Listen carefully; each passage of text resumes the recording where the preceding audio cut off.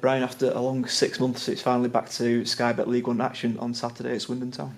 Yeah, it feels as if it's been a bit of a rush job, I suppose, after being away for so long. Then we go Saturday, Tuesday, Saturday.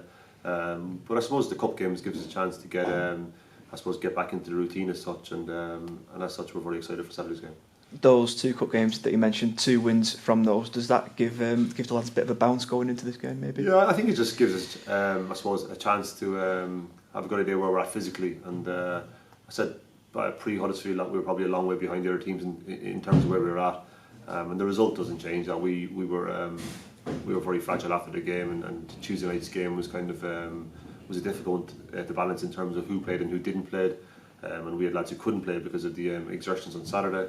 And to be honest, going towards the weekend, we're still unsure about certain players' availability or fitness. I think Jimmy Ryan's struggling, if I'm being honest, and Matty Lund the same.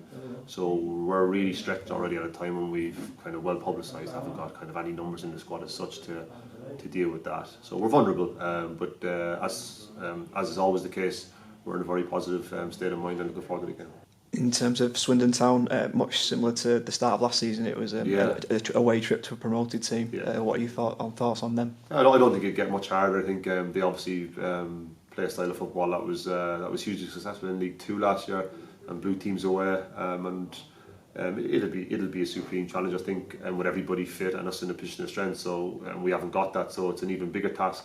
And you know, we've saw all the publicity about where we're expected to finish this season, and we do a lot of work with our psychology department on perceptions of where we should be and where we will end up, and you know, we always say if we are saying that we're going to have to prove everybody wrong or fight against what is the perceived end goal of where we should end, then we would say there has to be some sort of substance. But we've seen the actual the articles of different people who say who will accompany Rochdale into League Two, and there's no chance given to us whatsoever, and that's genuine. Whereas you'll see a lot of people kind of create that without having any real reason to do it as a distraction, but it's been there for us and we've seen it. So is that a motivating factor? It is, because we've had it over a period of time, and I suppose the more people write us off, the more we want to prove them wrong, and that's just the very nature of the guys that we have here and their individual qualities, I suppose.